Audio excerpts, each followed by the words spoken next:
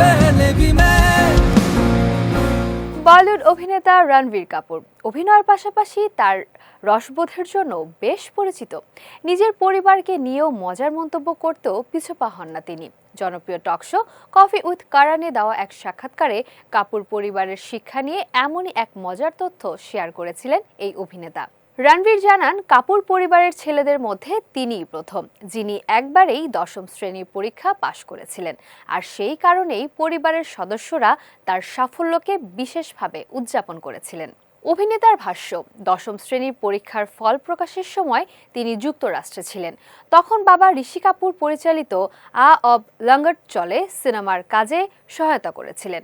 অন্যদিকে মা নিতু কাপুর স্কুল থেকে তার ফল সংগ্রহ করতে গিয়েছিলেন। এরই মধ্যে এক বন্ধু ফোন করে জানান তিনি 54.3% নম্বর পেয়ে উত্তীর্ণ হয়েছেন। খবরটি শুনে নিতু কাপুর আনন্দে চিৎকার করে ওঠেন। রণবীর বলেন, তার ফল প্রকাশের দিন বাড়িতে পার্টির আয়োজন করা হয়েছিল, কারণ কাপুর পরিবারের কোনো ছেলে এর আগে একবারেই দশম শ্রেণী পরীক্ষা পাশ করতে পারেননি। করণ জোহর যখন তাকে জিজ্ঞাসা করেন তিনি কি পরিবারের প্রথম ছেলে যিনি একবারে পাশ করেছেন, তখন রণবীর হেসে হ্যাঁ বলে উত্তর দেন। তিনি আরও জানান, সেই দিন তার ঠাকুরমার চোখেও আনন্দের অশ্রু এসেছিল। তাই মজা করে তিনি নিজেকে কাপুর পরিবারের সবচেয়ে শিক্ষিত সদস্য বলে দাবি করেন। কাজের দিক থেকেও ব্যস্ত সময় পার করছেন রণবীর কাপুর।